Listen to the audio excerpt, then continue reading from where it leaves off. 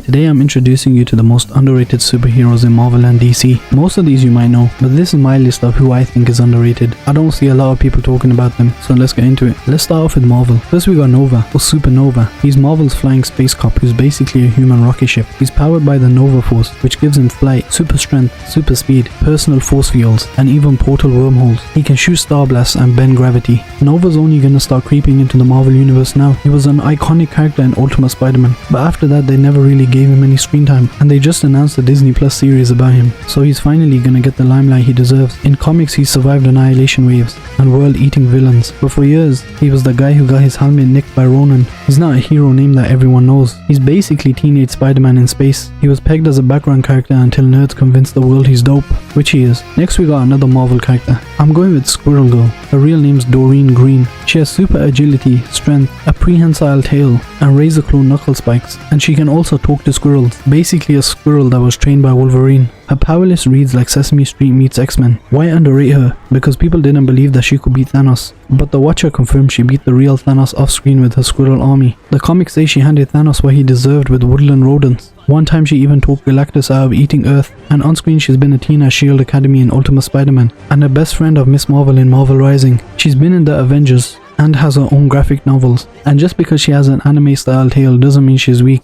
Now we'll move on to DC. Let's start with Blue Beetle. He had a movie, but for some reason everyone hated it. Me personally, I thought it was pretty good. He's a kid from El Paso, with an alien scarab fused to his spine. Picture Tony Stark's suit if it was a beetle. Instant mecha armor. The scarab materializes in a battle suit, giving him flight, super strength, energy cannons, and shields on demand. He literally pulls swords, shields, and wings out of thin air. DC lists his powers as alien tech, durability, flight, super strength, instant weaponry. He started in comics in 2006 in Infinite Crisis and later teamed with Booster Gold. On TV he popped up in Young Justice. Maybe he's underrated because a teen in armor is just generic until your brain explodes at kryptonite blasts or time traveling battles. He's DC's ultimate tech suit hero and he's got his own big screen flex. Then we got Booster Gold. He's DC's time traveling hype man. Deserves top billing but only gets laughs. He's from the 25th century glory days. He wears future tech that grants super strength, force fields, energy blasts, and even flight. And he can also time travel using his ring. And he's canon. He was in the Justice League. On TV he was in Smallville and Legends of Tomorrow. He's even getting his own Max series soon. He's the greatest hero you've never heard of. He's a legit hero buried under his WWE moves and neon suit. He's underrated because people only remember him from B-movie Flashpoint episodes, but he's saved the multiverse on multiple occasions. And finally we have Martian Manhunter,